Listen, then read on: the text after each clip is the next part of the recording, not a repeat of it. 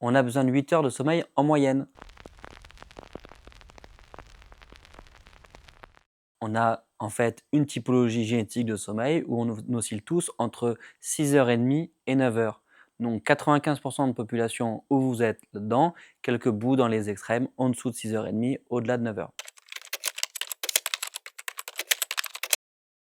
C'est vrai, c'est faux. C'est un super slogan de pédagogie pour éviter la dette de sommeil. Ça a été fait pour les enfants. Les enfants ont besoin de 9 à 11 heures de sommeil. Si on les réveille pour aller à l'école à 7 heures, on a bien compris qu'il fallait se coucher et dormir entre 9 heures et 10 heures.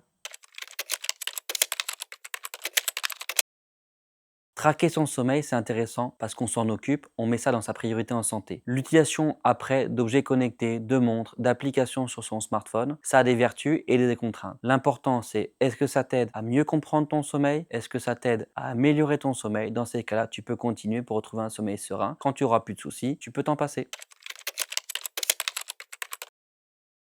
On a souvent des bonnes et des mauvaises raisons de ne pas bien dormir finalement une nuit et des choses comme la pleine lune, le vent d'autant, dormir au bord de la mer, à la montagne peut être des circonstances ponctuelles qui peuvent altérer notre sommeil ou finalement mieux dormir que prévu. Souvent, c'est pas une fatalité, donc si on dort mal cette nuit-là, on se rattrape le lendemain et finalement, on se met en priorité d'avoir un lieu pour dormir le plus adapté possible.